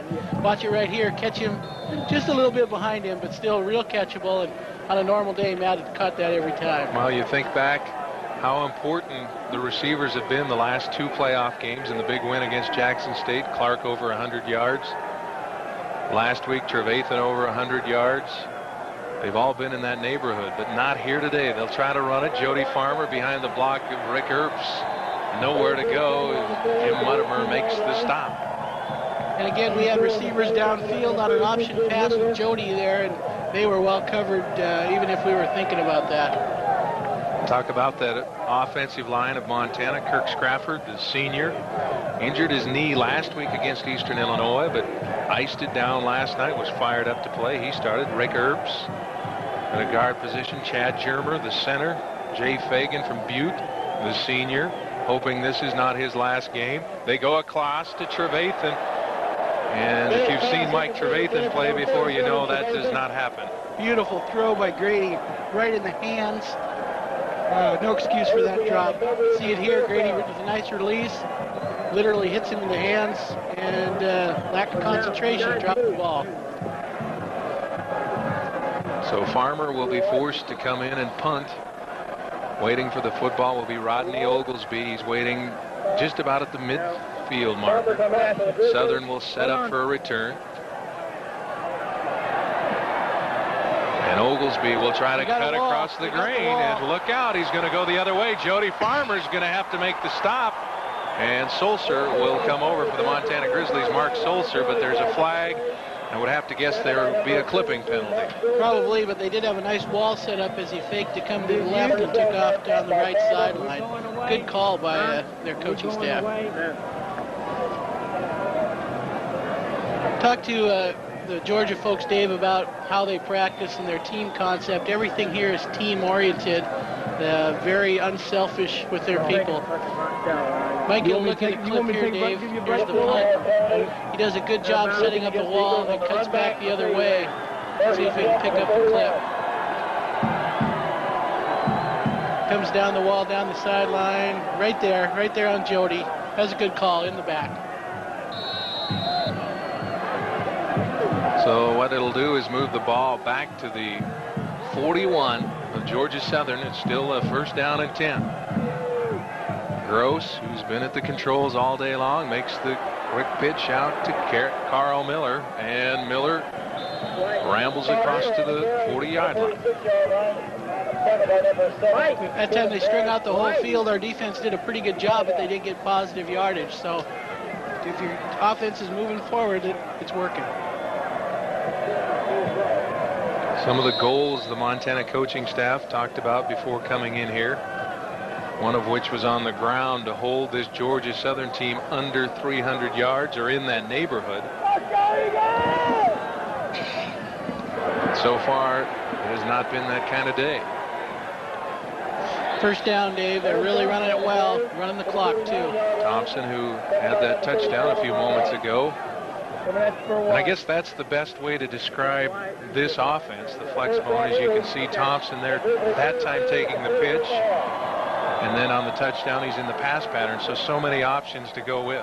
It really is, and it's so fun to watch because they do it so well. You stand up here and watch it. You can tell if they're going to get yards off it or not. Some of the folks in Missoula may be interested to hear the attendance figure today, 10,421. Here, look at this reverse pivot, got a lead block. Oh, and a great play, a good try there for us. Stevie Collins trying to make the stop, but Thad Hughes will come up and along with Galen Lawton. But I guess that's the quickness key coming in here, is if you don't wrap up, you're not going to get a second chance. Good try that time, but again, I love to watch this offense. Reverse pivot, come down the line, pitch here. Now we're going to run outside. Could have tackled him in the backfield, and then he gets positive yardage. First down. Collins, just a junior, a fine linebacker, will be back next season. They'll keep it on the ground, and Effort just bowls his way across to the 36. Now see what they did before. We got run. Now's a chance to pop one over the middle again. Looks like we're going to be called for a defensive penalty. They'll pick up first down on a penalty. I think it might have been a late hit, Dave.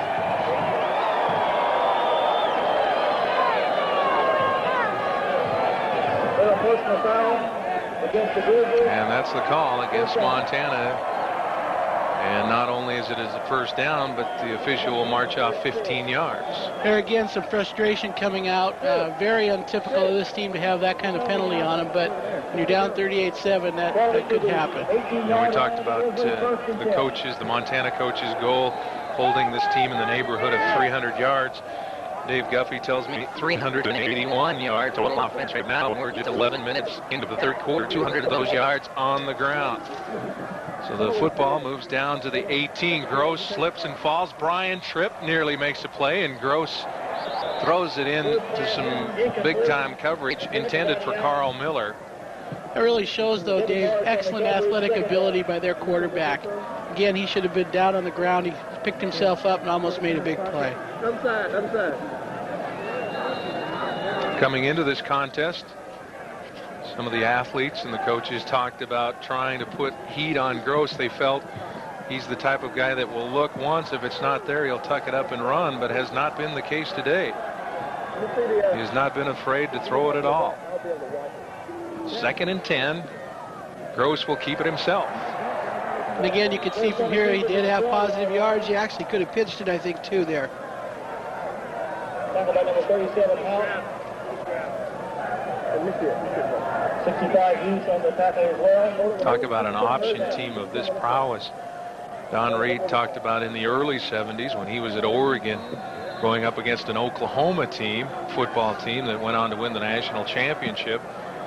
Said it was different with that team because you knew they were going to line it up and run, period, where this team can throw the football. He's looked real good throwing, too. He only had one pass underthrown today.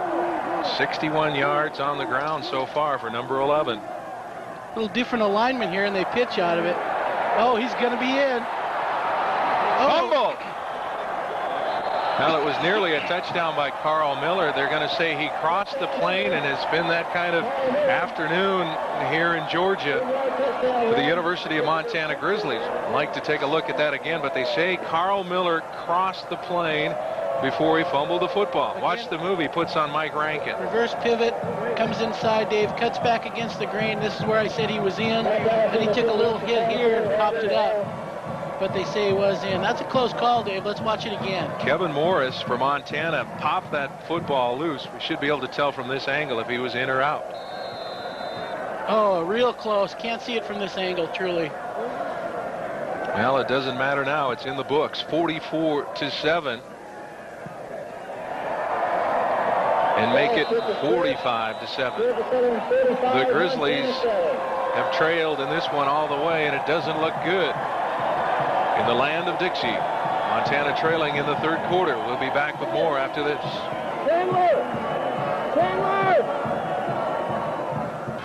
Well, we're set for kickoff here in the third quarter after the touchdown run, the 12-yarder by Carl Miller. Bob, you look down some of the scores.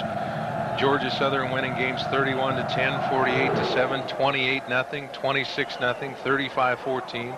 In the playoffs, 52-36 over Villanova, 45-3 last week over Middle Tennessee State. And a lot of people were saying, is Georgia Southern really that good a football team? Well, my impressions of the University of Montana, they're a great football team, and they're trailing this Southern team 45-7. I was somewhat like that, Dave. Here again, you can see the touchdown. You can't really tell if he's in. We just got to assume the official's right. I was one of those, Dave, that wasn't sure why everyone was so confident, but they are just a great team. Defensively, they've just totally shut down a very explosive Montana team. Bennett in a situation now where he knows the front is just going to put the ears back and run at full speed trying to stop him. It's complete to Jody Farmer. Will pick up about 4 or 5.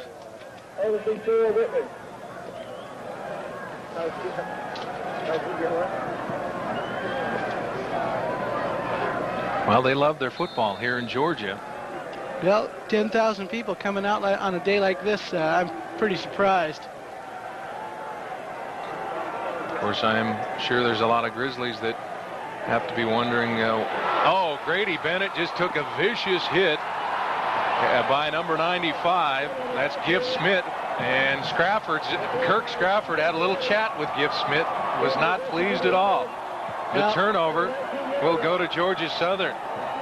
See if we can see it again, Dave. He took, like you said, a huge hit back to pass, checking with his receivers, and then just a big hit here. Ball pops out. Scrafford was real upset, but good clean play. Steve Busaletti with the fumble recovery. But Kirk Scrafford went over, and it was not a friendly chat he had with Giff Smith. And I would not like to face Mr. Scrafford from Billings head up? Well, with 10,000 fans here, I'd be a little careful, especially what's happening here. There's a big hit by one of the Grizzlies. Well, I think the Grizzlies are in a situation now that they want to show some folks they did not make this journey just to sit back and be humiliated. That was Galen Lawton on that last hit, Dave. We'll see what Coach Russell here does. Most coaches at this point, Dave, would shut it down and just run right at you. Of course, the situation now that they want to show some folks they did not make this journey just to sit back and be humiliated. That was Galen Lawton on that last hit, Dave. We'll see what Coach Russell here does. Most coaches at this point, Dave, would shut it down and just run right at you. Of course, that Georgia Southern's power is to run it right at you. And a mix-up in the backfield. Gross put the football out for the dive back, but only one problem. Nobody dove through, and he had to eat the football.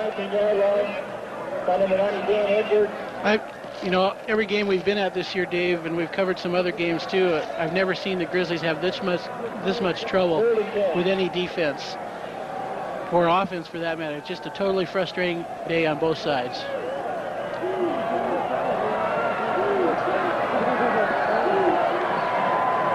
Third down and 10 for the Eagles.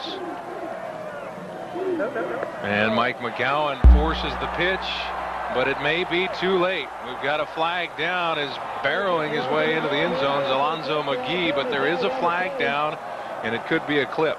Well, you can see right there, Dave, when he turned the corner, it was a huge hole inside. They used a trips formation to the right, and it came back away from it. But the touchdown will come back. Penalty is against Georgia Southern. Mike McGowan, watch number 27, makes the commitment. And then it's off to the races for Alonzo McGee. The execution was there, but you did see the clip coming in, no doubt about it. Tim Houck was set up for the tackle and took the block in the back. And they'll haul it back 15 yards. Penalty back to the 24-yard line. Assist from the point of the foul. 3rd and 14. That's 3. 8 minutes to go here in the third quarter of action. Montana has trailed this one all the way. They're down 45-7 here in Statesboro, Georgia. Montana has been penalized 55 yards, 6 times for 55 yards.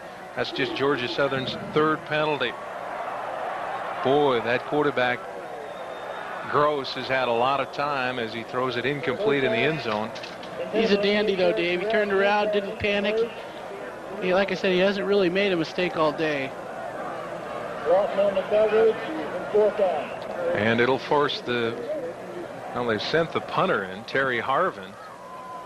Now Harvin's the holder. So we'll check that. They will go for the field goal. It'll be just about a 41-yard shot.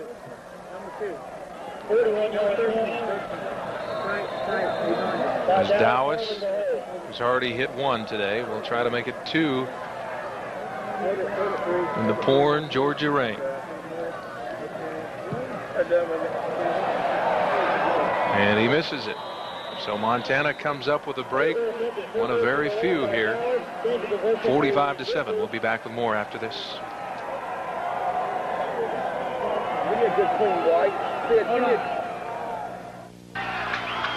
We are back in Statesboro. Grady Bennett on second down will run the football, and he will push it up across the 30 before he slides across. Good job that time by Grady, Dave, tucking it under. I think he's got a first down. It'll be real close. Grady hasn't quit yet, and the Grizzlies, it is out of reach. It looks like right now 45-7, but if they can drive and get a touchdown, they still can take a little pride in the game. Might want to point out that to our viewers that this will be third down while we're away. Jody Farmer got the call and lost a yard. And so Bennett needs about a yard to pick up the first down. Bringing their backers up again real tight. I think they're going to send him inside. Jody, nice cut. And here's our first fight of the afternoon. Kirk Scrafford going at it with Troy Donahue. And it rhubarb time in Georgia Southern. And Kirk Scrafford has been having words all afternoon with Mr. Donahue. And I think Kurt there, Dave, I don't know, he's feeling a lot of frustration, no doubt, but he threw the first punch that I saw come out of that, and you hate to see that happen. And they make a substitution, bringing Damon Gilbreth in for Kirk Scrafford. And if you've ever been around Kirk Scrafford, he's not the type of player to take a cheap shot or anything like that. As you mentioned, it's frustration and a little extracurricular going on both sides.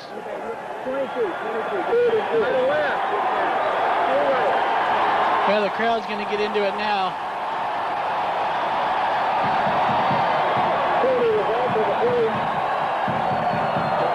I'm not sure if he was ejected or just pulled out of the game. I didn't see a flag there.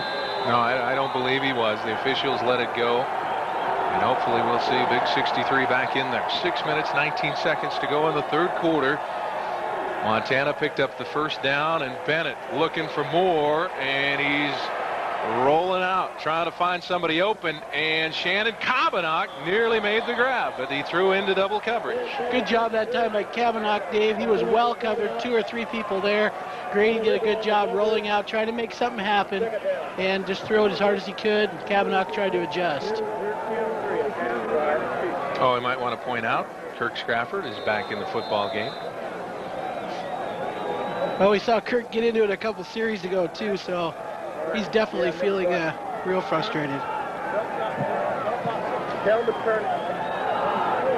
Grady Bennett.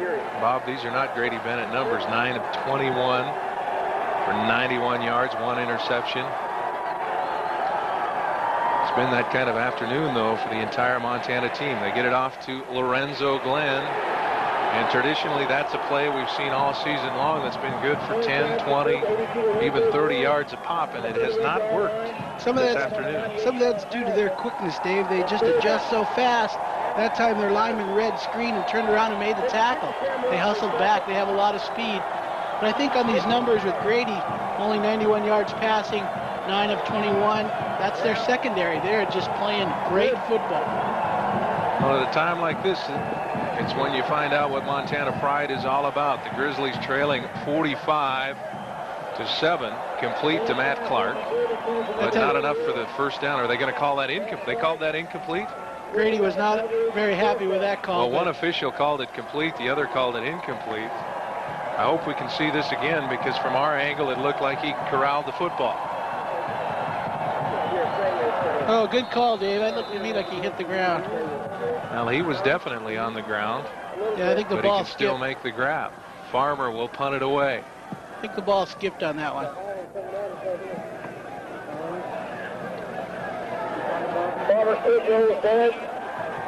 So Georgia Southern will operate from their own 18-yard line, and let me tell you, the friendlies here in the Deep South are loving this one. After the 44-yard punt by Jody Farmer.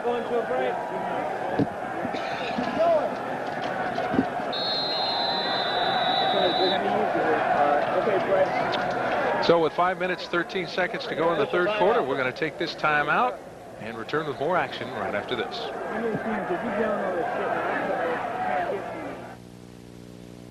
Well, the Montana Grizzlies trying to just get through this one, trailing 45-7, and during the break, Georgia Southern put their entire second offensive unit in there.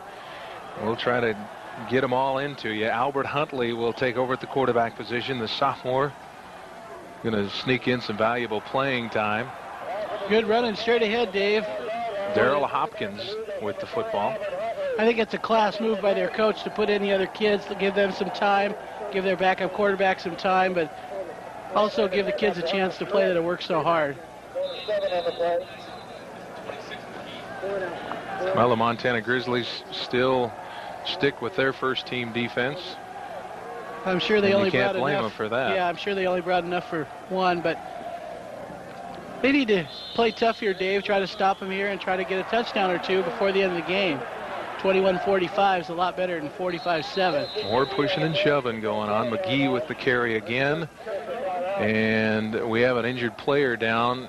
And that's Bill Brett, an offensive guard for Georgia Southern.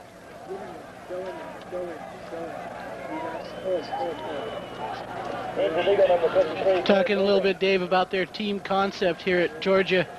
Everybody's just part of the team, no superstars really, and no extra notoriety for the kids. The coach wants that, wants to really push it. He's got some slogans up that runs have to try harder.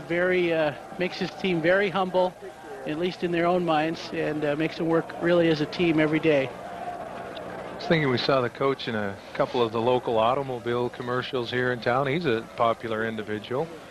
Very colorful guy. He was funny at the banquet last night, talking about why God gave him a bald head, and said that he gives people with not a lot of sense hair to cover theirs up. Well, I'll have to remember that one myself. 4:31 to go here, and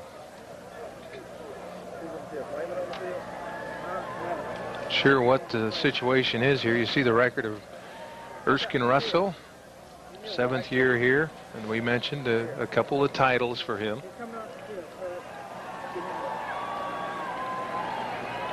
He's reported to be 60 years old, Dave, but he said he changed his age to 50 because he heard this was a young man's job to be a head coach, so quite a character. He was the defensive coordinator at Georgia when the Bulldogs won the national title with a guy by the name of Herschel Walker. I imagine his defense got overlooked just a bit because number 34 was running the ball on the other side. 3rd down and a yard to go, and they'll keep it up the middle. Nice play that time by McGowan. Stepped in and really put a hit on, and then Rankin came in and helped out.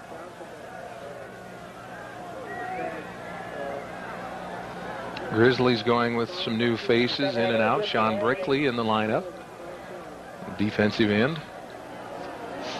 It's going to be close to a 1st down, Dave. I think they're going to measure here and see if they picked it up.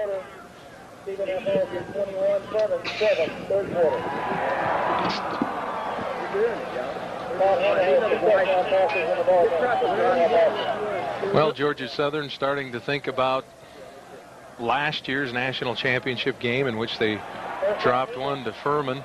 You see enough for the 1st down, and now they're beginning to think about repaying that favor. Dave, I'd be awfully surprised if this team gets beat by anybody this year. They just look incredibly good.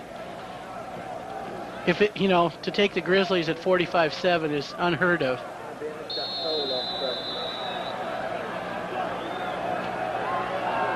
Four minutes, 15 seconds to go in this contest. Huntley appears to be changing it at the line and makes the quick pitch. There's a good play by the defense, Dave. That time there was nothing, and Rankin came out and did a good job. Number 50 Rankin. That's exactly how you want to defense it. Stop the fullback. Then out on the pitch, you want your linebacker. After the contain, see him shed the block.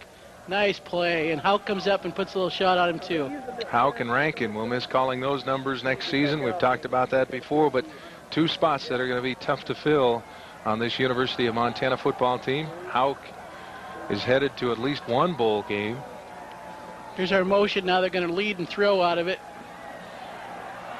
And Huntley, nowhere to go. He keeps running, but I got a feeling it's going to be all copper and white on this one. Grizzlies, I think, Dave, are having a little bit of fun right now in terms of just getting back. They haven't quit at all. Of course, not fun in terms of the score, but they haven't quit. This time they all come hard, and everybody wanted a piece of that one. I think McGowan's hurt, Dave.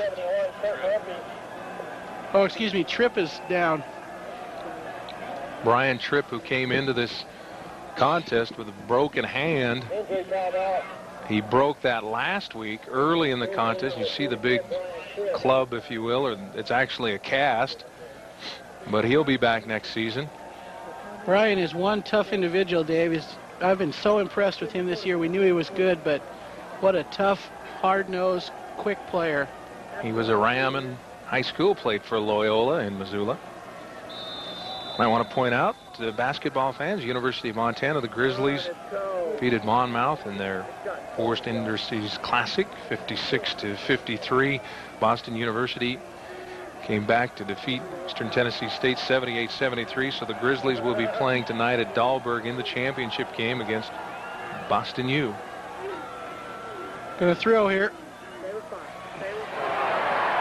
And it's complete. So even when Georgia Southern goes with the second team, they're still managing to find a few slots. Chuck McClurg with the reception, and it's enough for the first down. And the clock keeps clicking. You know, we talked, Bob, about this is the first time Georgia Southern and Montana have ever met up. I want to make sure they're pointed out. It's the first time they've met up on the gridiron. We're talking about the Forest Classic that the Grizzlies host. They played Georgia Southern on the hoops on the Maple Court a couple years ago. Grizzlies came away with a victory in that one in '87. Boy, Coach Reed's got to be upset now. They're running right at him, picking up 8 yards. That's something you don't want to have happen. Well, you have to wonder as well, Bob, the fatigue factor. The defense has been out there for a long time, and it's got to be frustrating for the troops. We mentioned earlier, there's no way are these guys giving up, but fatigue has to be setting in. The defense has been on the field a lot today, and that's something the coaches did not want to see. They wanted their offense on the field.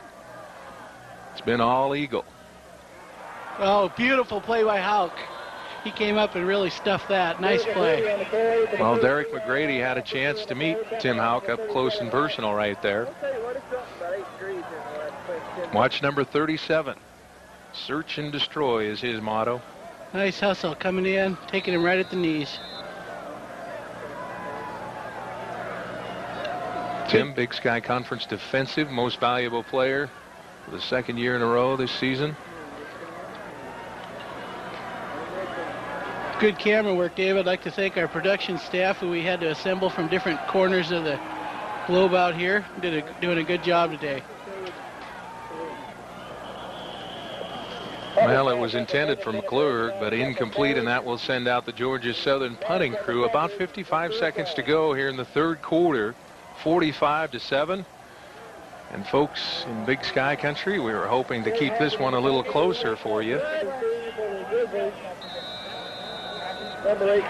But unfortunately, it has not turned out to be the day of the Grizzly. And a high hanging punt. Kavanaugh calls for the fair catch, and then he just gets away from it. They've got every break, Dave, in the whole game, including the bounce there. Like I said, you almost think the big guy upstairs is wanting these guys to win when you get the block punts and the tip deflections and then the roll on the kicks. Everything's going in their favor right now. Of course, Harvin with the punt, we talked earlier about how high he hangs the football. That's only the second time he's been on the field all day. Of course, I might mention he's been out there quite a bit because he holds for extra points and field goals, but it's only the second time he's punted. Grizzlies operating on their own 13. Bennett will fake it, and he better get out of the end zone, and he throws it to Tony Rice. And Rice gets across the 20, and Bennett up close. You know, Dave, I'm not sure. If we get a replay, I'm not sure that wasn't a reverse screen. They came with this normal screen look, and then it looked like they actually turned around and came back the other way with Rice. But nice looking play. Second down and a couple. Well, you can see the clock there in the corner of your screen. The Grizzlies are going to have to hurry if they want to get it off before the third quarter. Keep in mind, no one has scored. The crowd is counting it down in the third quarter because they have not allowed a team to score in the third quarter, and it appears that streak will hold true. We've got 1 quarter left, it looks like, in the University of Montana's football season this year. Montana trailing it on the road 45-7.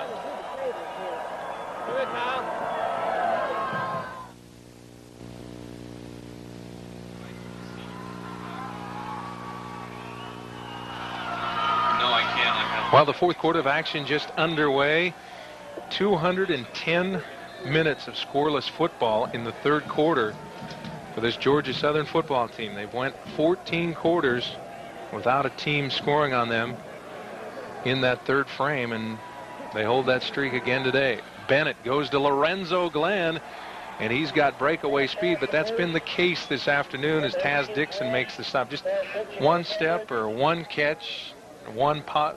Little things that have happened all day long that have made the difference in this contest. Well, and early in the second half here, Dave, we've seen some frustration come out with drop passes, too. And there were some bad breaks in the first half. I mean, Stephen F. Austin definitely is winning the game, but it could have been a little closer. I'd like to see the Grizzlies bear down here and get a touchdown in this quarter. I think they're going to try. Montana trying to battle Georgia Southern here, at least to get a touchdown, and a nice block made by Mike Trevathan to give Tony Rice the extra yard. And the Grizzlies, they're not walking back to the huddle. They're running back, setting it up. Of course, that's just the Don Reed character carrying through this football team. That was a good-looking play that time, and as you said, a beautiful comeback block by the wide receiver to spring him outside. Good protection by the front line.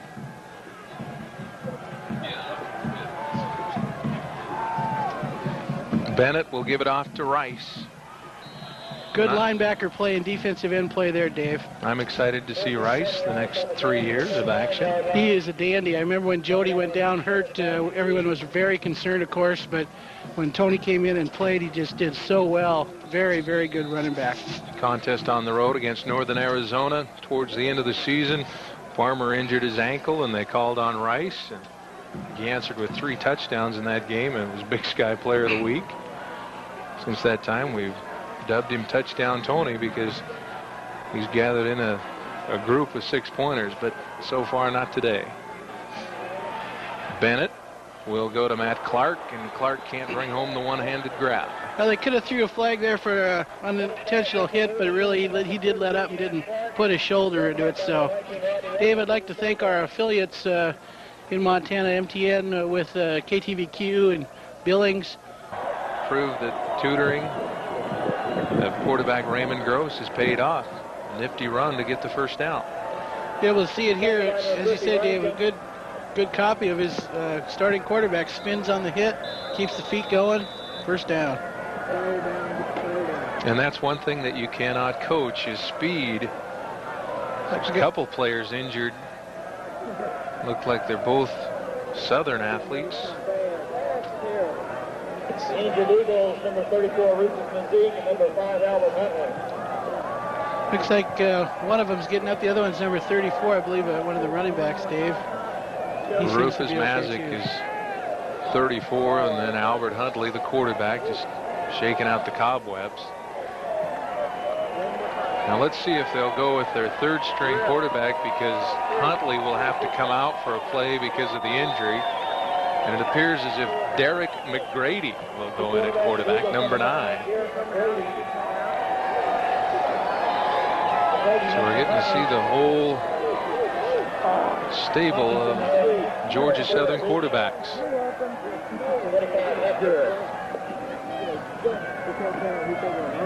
And they'll give it up the middle. Orlando Flicklin will pick up about a yard. It'll bring up 2nd and 10. And is it still snowing out, Bob? I can't tell if it's snow or rain out there. Looks like snow to me, Dave. It's like we're in Missoula here. Well, we understand that it's raining in Missoula.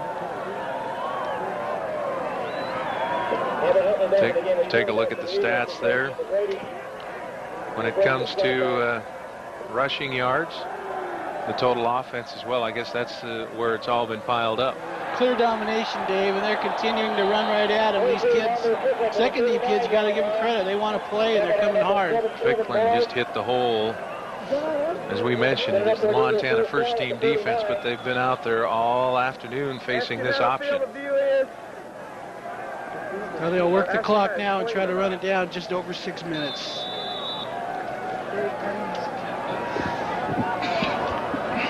I understand that is the 10th running back to carry the football today for Georgia Southern.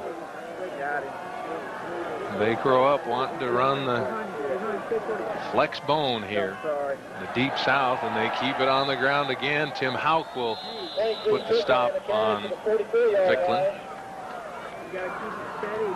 And I guess right now the Grizzly defense, as we mentioned earlier, it's over at 45-15, but they want to keep them from scoring anymore. Absolutely. You don't want to let them get in here, especially the second team. It's a pride thing now, but 52-15 would sound even worse. Georgia Southern went into this contest feeling like the fourth quarter if it came down to that, was their frame. Of course, the Montana thoughts on that, as far as their front line, their defensive line, was that they can send in 7, 8, even 9 players in the rotation along the front, and that they would be raring and ready to go in the fourth quarter. But it turned out not to be the case on this second Saturday in December. Well, as we talked, Dave, I think it was important to keep the game close, have the opportunity to win toward the end, and that's just not happened. Due to the inhuman conditions existing, to exercise extreme caution on your way home. Ice is beginning to form on the bridges in the county, so we can drive away from here and please exercise caution. 4 minutes and 45 seconds to go in this season for the University of Montana. And the Grizzlies just trying to keep them from scoring right now as Albert Huntley back in the lineup. Picks up enough for the first down. Well, they could run the clock out on this possession, Dave. We'll have to see. The announcer's warning the folks to go home under extreme caution. They say there's ice on the bridges and roads. It's just not normal for the folks here to have snow and ice, and they do not know how to handle it, Dave. They have no road crews with sanding. It just does not exist in Georgia. Well, if we can round up a four-wheel drive, maybe we can have you give them some pointers out there later on. Boy, Southern's looked like a four-wheel drive going right through the Montana defense today.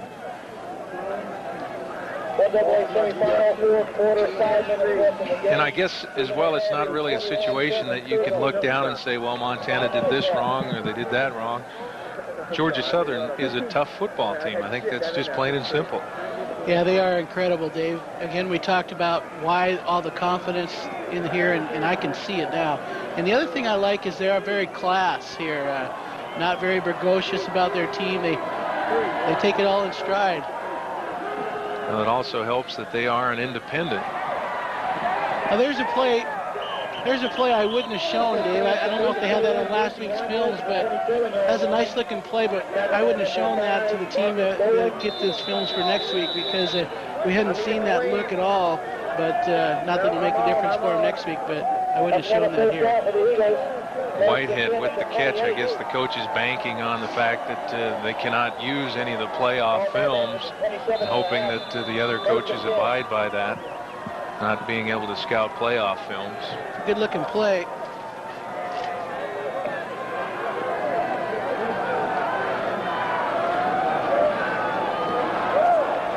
(45-15), 3 minutes to go. Georgia Southern will indeed advance on to the national championship game, which will be played right here. And the pitch is to the number 3 quarterback, Derek McGrady. And the Montana players felt like they had picked up the football. But it has not been a day of breaks for the Grizzlies. Might want to point out some of the interesting things that we picked up on here, but it looked like Marcus Bowen had the football. Nice replay there. But Georgia Southern will not stay here. They will have to stay in Savannah. The dorms are closed here at Georgia Southern because this is, as we mentioned earlier, the Christmas break for Southern, as is the case in Missoula for the University of Montana. So they will stay in Savannah, as is the case for either Stephen F. Austin or Furman. Depending on, there's a loose football. And now if they blow that one dead, Dan Edwards came up with the football, but he was still right. So there's back-to-back fumbles. Of course, with 2:35 to go, it does not really matter, but it looked like, I'm not sure if we'll have the replay on that, but that was a live football. I was surprised too there. I thought it was a fumble, Dave, but they're just running the ball at the Grizzlies, trying to run the clock now.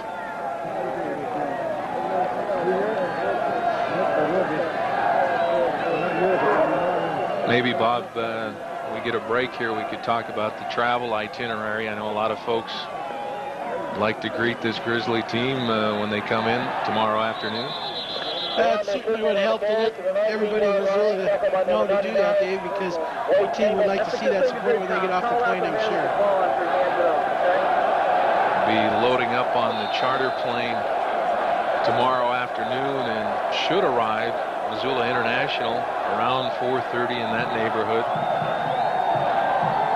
4th and 2. But this is a rainy day in December. The Grizzlies are not going to want to remember, at least for a couple days. But looking back on all the experiences they've enjoyed here, it's going to pay off down the road. You have to believe it.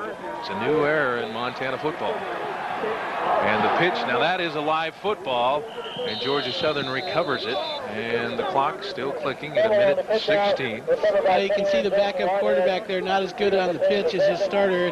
I guess you'd expect that. So, and again, Dave, I think you got to underscore the experience that the Grizzlies are getting by being here. If they could go it again, it would certainly help. All right. With a minute 16 to go in the game, we'll be back with the final parts of this game right after this timeout. So here we go.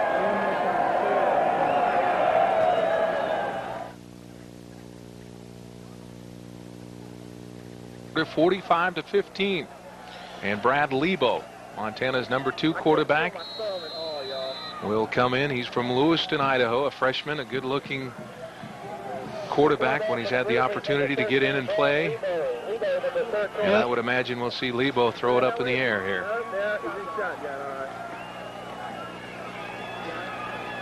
Got a man open. Lebo goes to Lorenzo Glenn, and what a grab by Lorenzo to bring it down across the 40. Nice catch. Good job that time. I guess in comparing the two quarterbacks, you'd have to say Grady Bennett is more of a mobile type of quarterback, where Lebo has the strong arm and could probably go a little deeper than Bennett.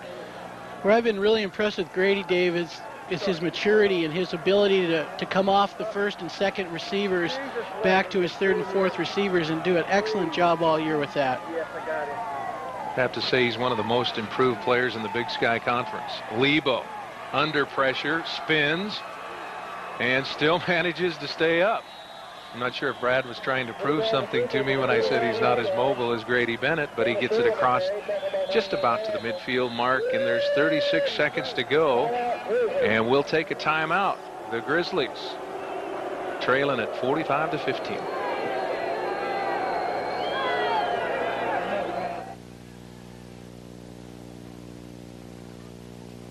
In a minute to go. We understand, though, Furman is driving with the football.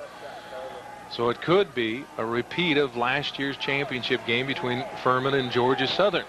We know Georgia Southern will be there as Lebo trying to get it off and just throws it away on 2nd and 7, and it stops the clock. Dave, another chance to thank a lot of people. Our director today, Skip Hill, for coming in from Chattanooga and putting on a fine telecast for us, and Kent Murray from the school here putting together a crew for us, and all the guys that worked. It's just freezing out, and they've done a great job. And to do all this stuff long distance is just hats off to those guys. And we got to thank a guy who drove all the way up from the Garden City, or I should say flew all the way up. Dave Cyrack has helped us out as well today and made our job a whole lot easier. 45-15 is what it appears it's going to go down as a final. Lebo will have 2 more shots at it. With 26 seconds to go, goes to Kostecki, and the Sentinel graduate rambles down across the 36, and he's brought down by Gene Scott. Took a big hit when he went out of bounds. He bounced up like it didn't even touch him. Jim's playing in his last game, Dave, so you got to know that he's wanting to play and gets a reception here and takes it right up the field. Watch this hit. Big hit. I'm not sure if he took the hit or dished out the hit. Oh, yeah, big hit right there. Anytime you see that head go back and the body turn, you know you've been hit. 17 seconds for Lebo. It's all for cosmetic purposes now, but I'm sure he'd like to put it in the zone, and he's got the arm to do it if he has to. Glenn trying for his 9th catch of the day. So now with 9 seconds, Lebo may just throw it up in the end zone. Now you want to go, like you said, Dave, go for the end zone, maybe get a break like Austin did or Georgia Southern did earlier.